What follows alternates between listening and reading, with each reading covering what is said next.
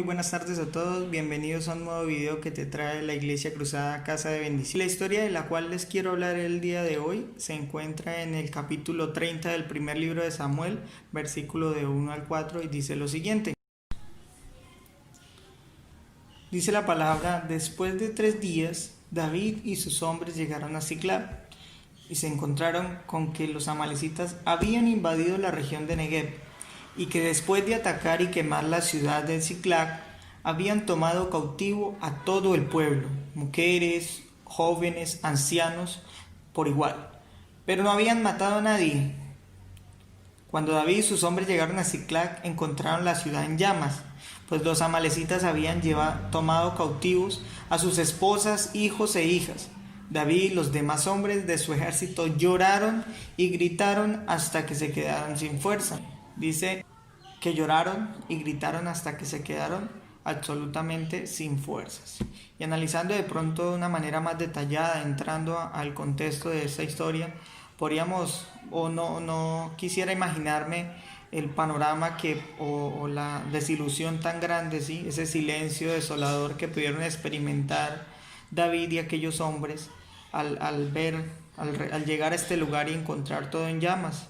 Quizás terminándose de consumir el fuego sobre la madera o sobre lo que estaba en llamas, terminando de quemarse o terminando de caerse la ciudad, y mirar todo ese panorama, ese cementerio de escombros, fue algo muy difícil para ellos, ¿verdad? Pero al no ver ni cadáveres ni sobrevivientes, como diríamos, es más la amargura que se pudieron haber experimentado en el corazón aquellos hombres sin saber cuál sería el paradero de su familia, tanto para David como para todos aquellos hombres. Habían sido llevados en ese entonces cautivos, los tesoros más grandes que ellos tenían en ese entonces, hablando de ¿qué? De la familia, esposas, hijos, ancianos, todo lo que ellos tenían en aquella ciudad valioso había sido llevado como ese botín de guerra, ¿sí? Y aunque quizás nosotros en nuestro diario vivir no estemos o no hayamos vivido o atravesado una historia muy similar a esta, es posible que estemos siendo víctimas o hayamos sido víctimas de un secuestro sin pensarlo, sin planearlo y quizás sin saberlo. Pero ¿cómo así? ¿Cómo es posible esto? ¿Cómo es posible que hayamos sido víctimas de un secuestro?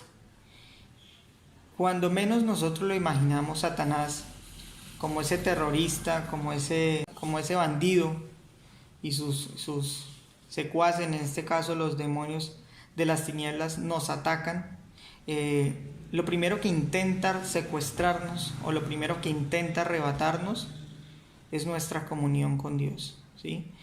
De ahí en adelante Él empieza a llevar todos los tesoros que Dios nos ha permitido tener.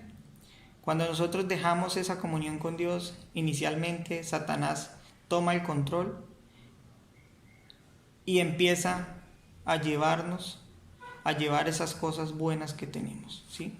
Y dice Romanos capítulo 7 del verso 22 al 24, dice: en mi interior yo estoy de acuerdo con la ley de Dios. O sea, el apóstol Pablo dice eso: yo dentro de mí estoy de acuerdo con la ley de Dios, pero veo que aunque mi mente la acepta, ¿sí?, en mi cuerpo hay otra ley que lucha contra la ley de Dios. Es otra ley, es la ley que impone al pecado. Esa ley vive en mi cuerpo y me hace prisionero del pecado. O sea que está siendo secuestrado y está siendo impuesto una ley que trae consigo la consecuencia del pecado. Ha sido secuestrada quizás su integridad, ha sido quizás secuestrada su santidad, ¿sí? Y eso es muy terrible, dice el versículo 4. ¿Quién me salvará de este cuerpo que me causa muerte? ¿Qué parte de nosotros tal vez esté secuestrada sin saberlo? Porque Satanás siempre va a querer llevarse lo mejor que nosotros, lo que nosotros queremos, porque quizás nosotros podemos ser una piedra en el zapato para los planes que Él tiene. Indudablemente es así. ¿Qué nos ha secuestrado el enemigo a nosotros? Quizás la verdad, quizás la paz, quizás el amor, quizás esa unción que sentíamos hace un tiempo y tal vez ya no la sentimos, esa misma seguridad con la que orábamos, quizás la fe, que en un descuido entró el enemigo y lo tomó como prisión, tal vez el perdón, porque no es que nosotros le hayamos entregado de manera voluntaria, sino que él de una manera muy astuta lo arrebató, de una manera minuciosa y que nosotros no nos dimos cuenta, le permitimos a Satanás que él se robara de nosotros y nos secuestrara eso que es valioso para nosotros y para poder estar en una vida en acercamiento hacia Dios.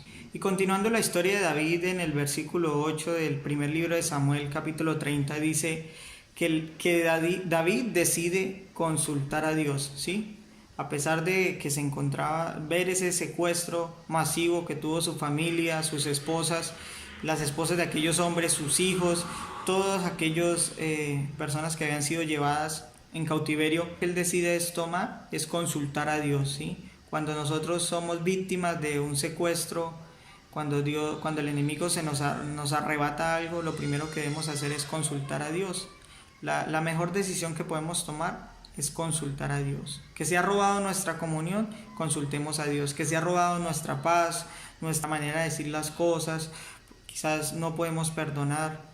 Lo que debemos hacer es buscar a Dios, no importa las circunstancias, no importa el pecado que hayamos cometido, busquemos a Dios. Y dice el capítulo 7, versículo 8, dice, Dios me salvará, ¿sí?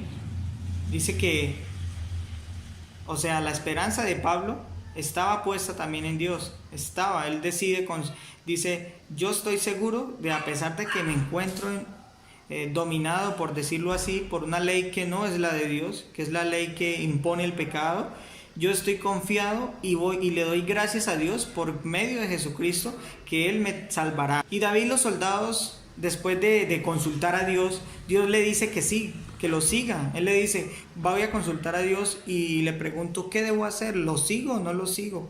A estas personas que habían sido llevadas cautivas. Entonces Dios le dice que sí, que siga, que los persiga. Y David, pues al final logra nuevamente liberar a sus esposas, a las esposas de aquellos hombres que habían luchado. Y aparte de eso, también él trae ese nuevo botín de guerra. Después de ser él el botín de guerra para el enemigo, él logra traer ese botín de guerra. No sé cuál sea la circunstancia que estemos atravesando, cuál sea la parte de nosotros que ha sido secuestrada, pero podemos liberarla, podemos lucharla, podemos, después de pasar esa situación, Dios nos dará la victoria. Adicionalmente vamos a arrebatarle al enemigo cosas no solamente de nosotros, sino quizás de nuestra familia, de nuestros amigos, dificultades, y vamos a salir victoriosos. Y ya para concluir, mis queridos amigos y hermanos, no dejemos de confiar en Dios, porque llegará siempre a nuestro rescate. Cualquier parte de nosotros que haya sido secuestrada, Dios llegará. Si nos equivocamos, si te equivocas, si nos equivocamos, no temamos. Más bien procuremos el perdón de Dios, porque lo que quiere el enemigo es que nosotros seamos avergonzados y que dejemos de venir a la iglesia, que dejemos de buscar a Dios, que dejemos de aprender de Dios y querer ser mejores personas. Eso es lo que quiere Satanás, avergonzarnos. Así que ánimo, porque con Dios estará siempre la libertad.